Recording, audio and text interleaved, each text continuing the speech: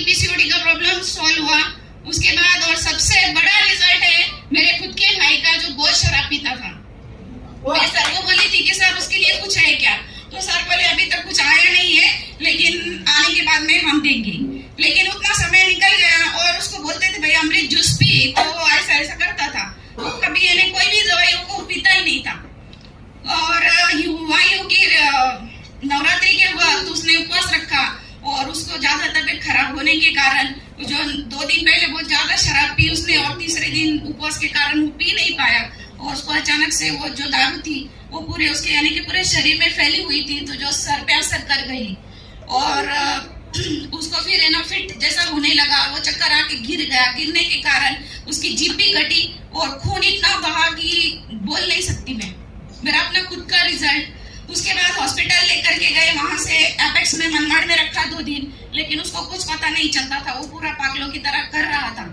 उसके बाद फिर उन्होंने रात को मेरे को बोला कि हम इसको नहीं हैंडल कर सकते, आप मालेगांव या नासिक लेकर के जाओ। कुछ 8 साढ़े 8 बजे का समय था। जो फिर मैं बोली सर मेरे को आप पहले बताते तो मैं ले जा सकती थी, अब मैं कहाँ लेकर के जाऊँ, इतना रात हो गया। तो बोले नहीं हम कुछ नहीं कर सकते, आप लेकर के जाओ। वो बोले और रास्ते में कुछ हुआ, तो बोले नहीं कुछ नहीं होगा। इतना बोलने के बाद में फिर मैंने वहां से डिसीजन लिया, मैंने सब लिखवा करके लिया उनसे कि मेरे को भेजो। एपेक्स में गई मैं मालेगांव, लेकिन मुझे वहां पे हॉस्पिटल समझ में नहीं आया।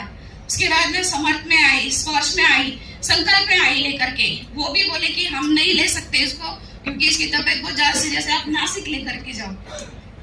तो मैंने बोला सर अब मैं कहीं नहीं लेके जाऊंगी। उन्होंने मेरे सामने कुछ ऐसे 4 पॉइंट्स रखे कि हम लोग इलाज तो करेंगे, लेकिन उसके बाद में अगर से इसको कुछ होता है तो उसकी जिम्मेदारी आपकी होगी।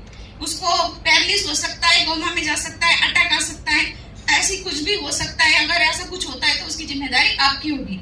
अब ऐसे भी वो कुछ न जीने में था न मरने में था। फिर मैंने सोचा ठीक है सर आप इलाज करिए। उसके बाद में 2 दिन मैंने उनको भी देखा कि इसको होश नहीं आ रहा था। मैं रात भर में उनको इतनी मेडिसिन दी, उसको 4-4 5-5 इंजेक्शन नींद के दिए जाते थे, लेकिन वो सो नहीं पाता था।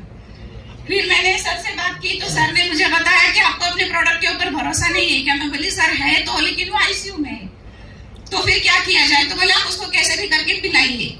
मैंने उसको पिलाया। सर ने मेरे को बोला डॉक्टर्स ने कि 11 साढ़े 11 बजे की बात है कि आप इसको जूस पिलाओ। मैं बोली सर अब इतने रात को कहाँ से लेके आओ। तो बोले आप है ना स्टैंड के पास जाओ, आपको मिल जाएगा। तो मेरे मामा जी और मैं हम दोनों वहीं पर थे। वहां से आने के बाद में हम नीचे आए, कुछ हमने 10-15 मिनट हमने टाइम वेस्ट किया और अपना अमृत जूस मैंने उसको 30 ml पिलाया और कुछ आधा घंटे के बाद में उसको नींद लगी। नींद ऐसी लगी कि वो 2 दिन उठा ही नहीं, 2 दिन उठा ही नहीं। मुझे लगा कि अब तो ये सच में खत्म हो गया। लेकिन 2 दिन के बाद में ऐसे कुछ शाम का समय था, 8 साढ़े 8 बजे के बाद सिस्टर मैं रोने लगी कि मैं बोली ये अब जो आप बोल रहे थे वो सही हो गया, ये नहीं बचेगा। मैं बोली और बचा ही नहीं। मैं बोली ये आंखें नहीं खोल रहा है, 2 दिन हो गए।